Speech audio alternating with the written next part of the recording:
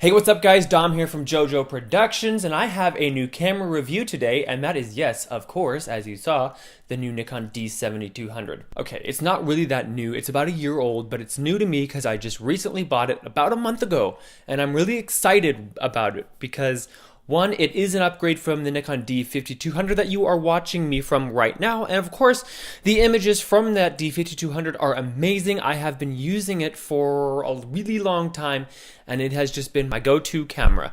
But now I needed an upgrade, so I thought I would, get something a little better, and so I got the D7200. Now, in case you were wondering, yes, I'm still going to be using the D5200 as a video camera because I absolutely love it, and you know why from my previous video. Now, I got the D7200 mainly for stills because I use the D5200 for videos, but that's not saying that the D7200 is a bad video camera because this has some amazing video specs. One of my favorite things about the D7200 when it comes to video is the fact that it does have a flat picture profile. Now, a flat picture profile is going to get us, like I said in my last video, a lot of dynamic range. But this thing, it just outdoes the D5200 in every way. I'd say the D5200 has a solid 9 stops of dynamic range.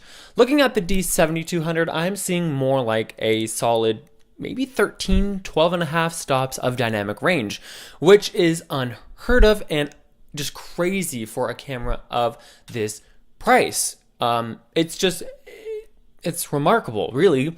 You're going to get more like 13 stops of dynamic range from something like a GH4 or maybe even a Blackmagic Cinema 4K camera. So it's just amazing. Now, the camera is lacking an AA filter, and what an AA filter is going to do, it's going to stop moire and aliasing happening in your images. So the lack of that means that there could be moire and aliasing, which I guess is bad, but the good thing about that is the images are going to be much sharper because the AA filter on something like a D5200 is going to slightly blur the pixel. So how does it feel in the hands? I think it feels great. It fits my hands really, really nicely, and I kind of have bigger hands. I'm not saying it's like a D750 because that's a big old honker of a grip. But yeah, it feels like a D7100, which I have shot in before, and it feels great. It's rugged. I think it could handle some bad weather, and yeah, it's just good feeling solid camera. Okay, now let's take a look around the Nikon D7200. And here we can see we have the very nice shiny D7200 badge. And up here we see the flash activator. If you push it, your flash is going to come up for a little bit of fill flash. Then we have the bracketing button. This is going to be the lens release right here. Then we also have the autofocus and manual focus switcher, but also if you push in the middle of the button, it's going to let you choose your autofocus points.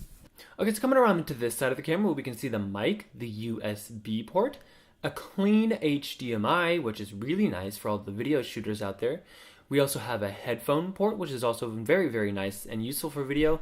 And then we also have a GPS. And this little guy right here says Wi-Fi, because it is now Wi-Fi enabled. Here we have the play button, the trash button. This is the menu button, so you can get up to all of your menu systems. Here we have the white balance button. We also have the quality button, the ISO button, and the I button for more commonly used settings and things and such like that.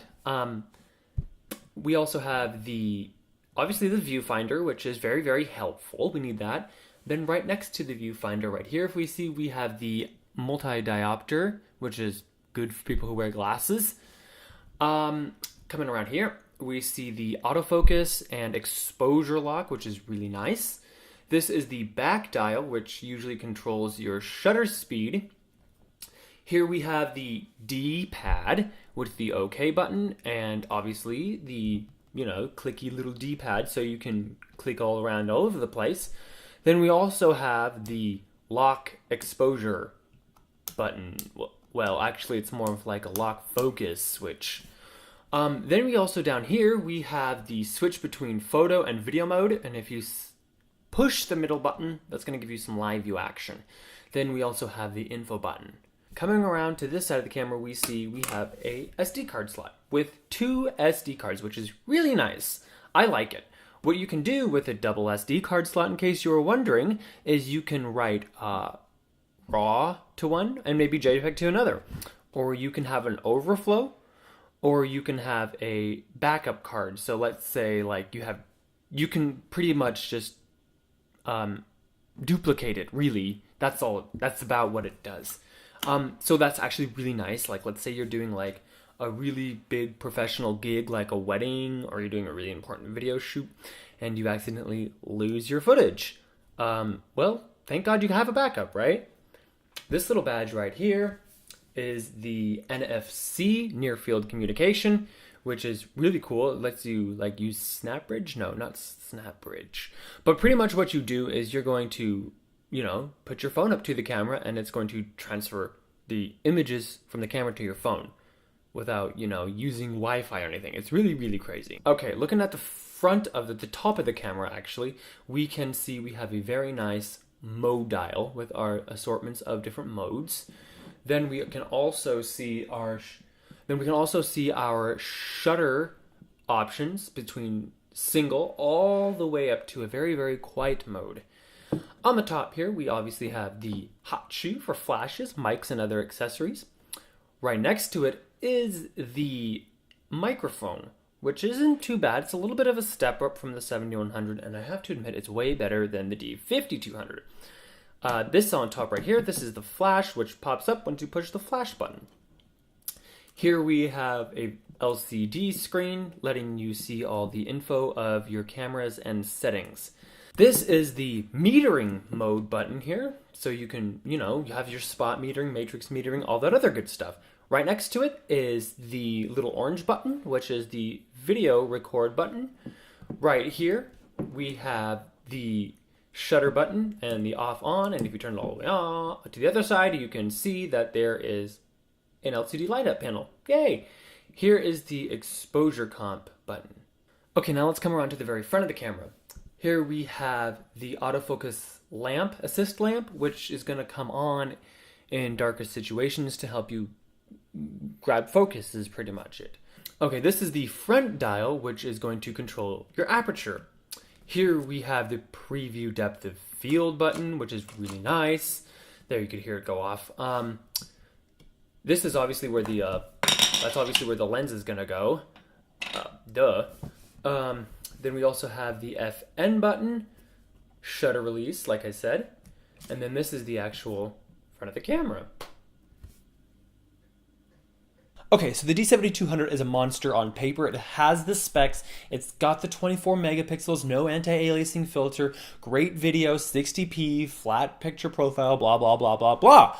But none of that matters unless the images are great. And I do have to say the images from this are incredible. I'd say it's pretty on par to the D750, which we know is a great, awesome, low light monster, full frame camera. And that's saying a lot because this is a crop sensor camera. So I know I'm going to get a lot of questions about who is this camera for. I'm going to say this is really good for those of you who are wildlife shooters because it is a crop sensor camera. It is 24 megapixels, so that pixel density is going to be really great. I also am going to probably recommend this to use sports shooters. Maybe. I mean, it's not the fastest. It has the 6 frames. It's 24 megapixels. It does really well in low light, but I don't know. You could do pretty good sports with it. I definitely recommend this as a wildlife camera though. So yeah, sports and wildlife. I could also do portraits with it. I've done a lot of portraits with it.